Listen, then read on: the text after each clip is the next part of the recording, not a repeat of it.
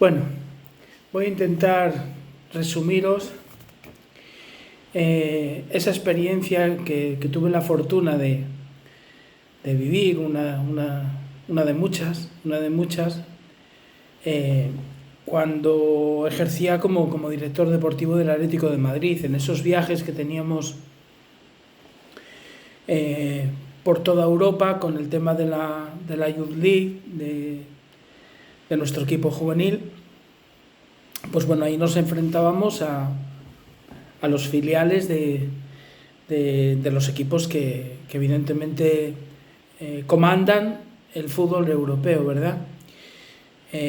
Bueno, pues pude tener no solamente la posibilidad de ver esos partidos, sino yo creo que lo más importante de todo, de poder tener esos encuentros con los homólogos que estaban trabajando como directores en esas otras academias de un prestigio pues muy alto. Cada una de ellas con sus señas de identidad, con su historia, que marca, la historia siempre marca lo que se está haciendo en el momento actual, evidentemente aderezado todo por el contexto actual, ¿no? del fútbol, de las exigencias que van marcando para la supervivencia de clubs, que unos lo hacen a base de hacer inversiones muy importantes en lo económico, pero otros, pues no teniendo esas posibilidades económicas, pues subsisten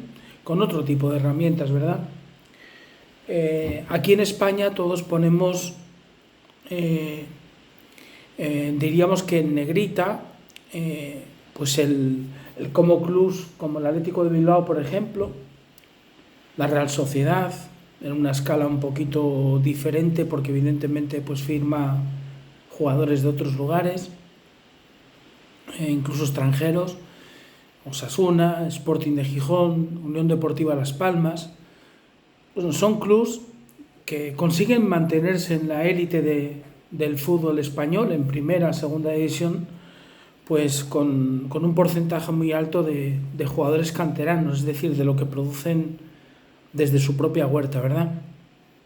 Bien, si nos vamos al contexto europeo, de muchísimos años para atrás, el Ajax es un referente en estas cuestiones del fútbol formativo, es un referente. De hecho, es un referente de tal magnitud que incluso, antes lo comentaba, ¿no?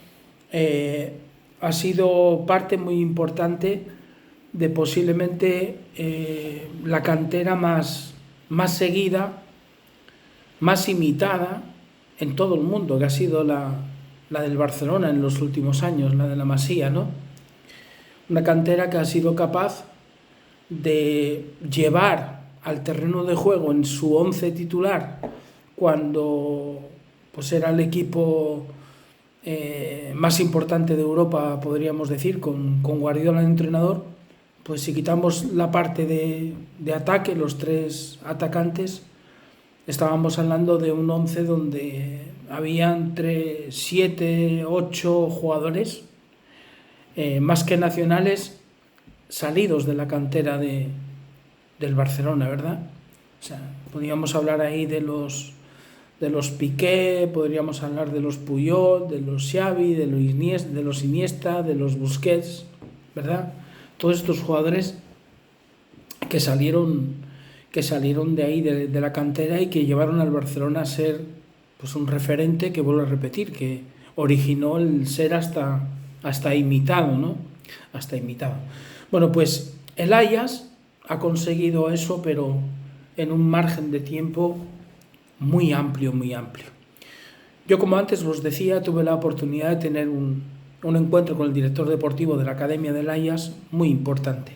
Lo primero, nos dimos un paseo por su ciudad deportiva y todo lo que en la ciudad deportiva tú palpabas eran los colores del Ajax, era la historia del Ajax, era fútbol por todos los costados. Me llamó mucho la atención que dentro de la estructura ya física de la ciudad deportiva en cuanto a los terrenos de juego, había una zona que eran también terrenos de juego, pero eran terrenos de juego no de fútbol, sino que era una especie de parque, ¿no?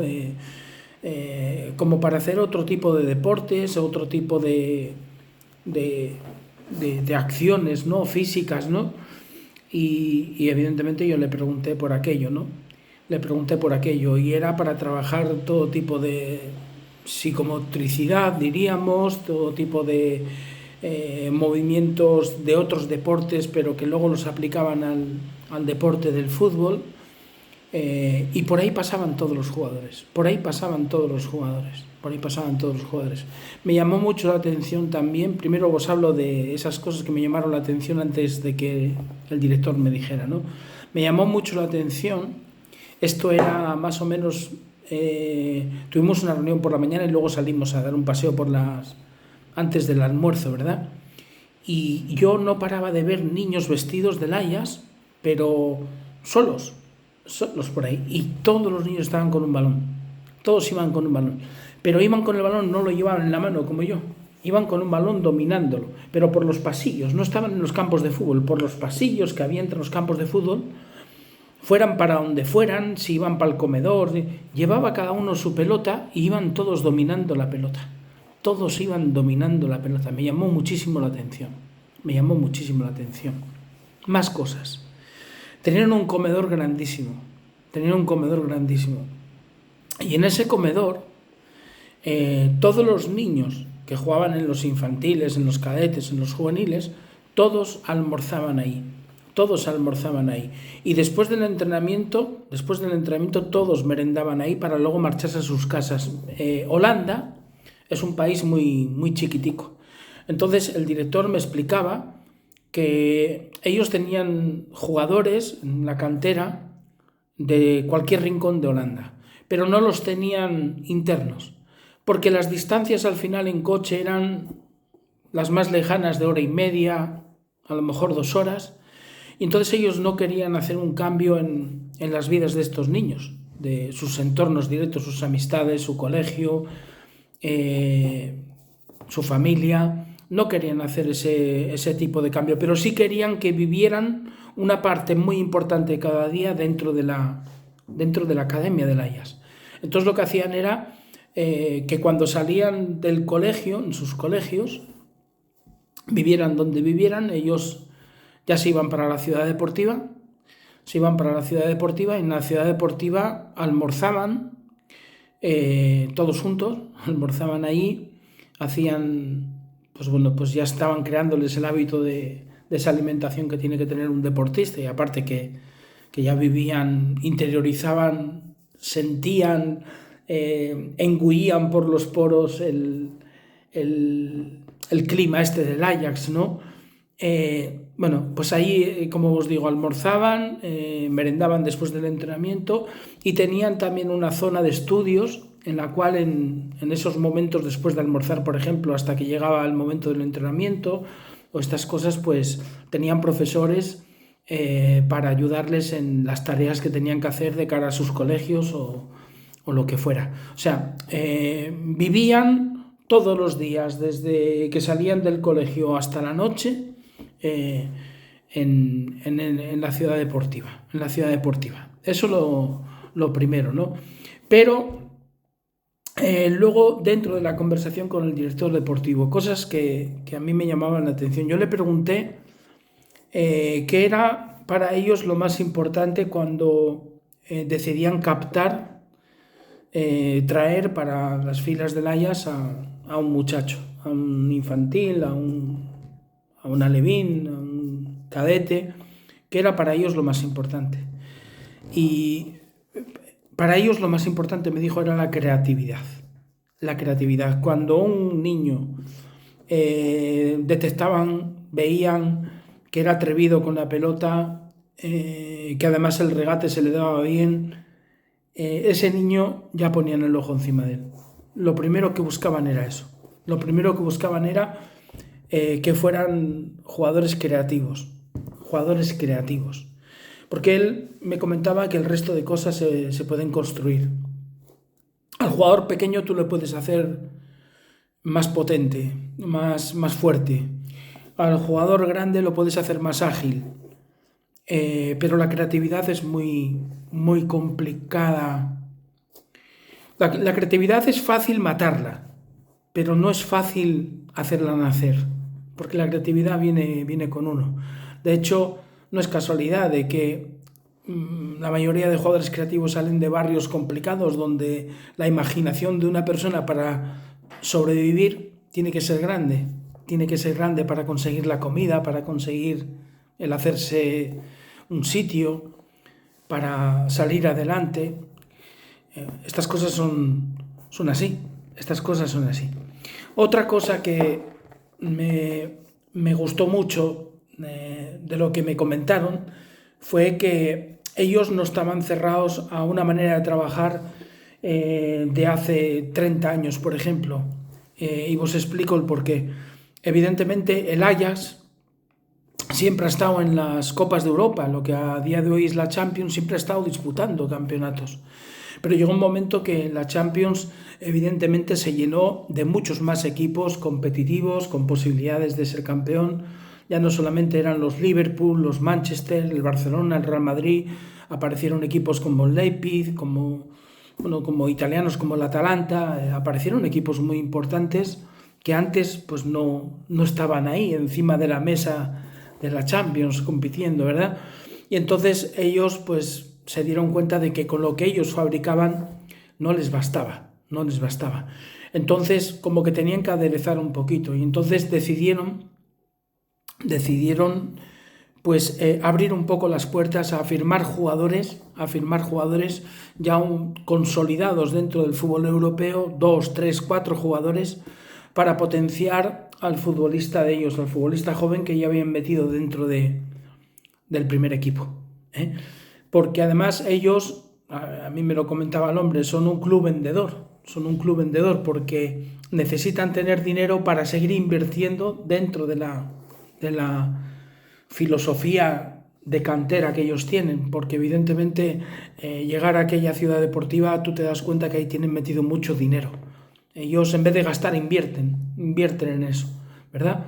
Entonces se dieron cuenta que para traspasar jugadores por el valor que realmente el jugador tiene, era prioritario que el primer equipo fuera competitivo, porque el marco donde está ese jugador es importante que sea un marco que esté lo más arriba posible dentro de la competición, porque eso le da más valor al jugador a la hora de venderlo, ¿verdad?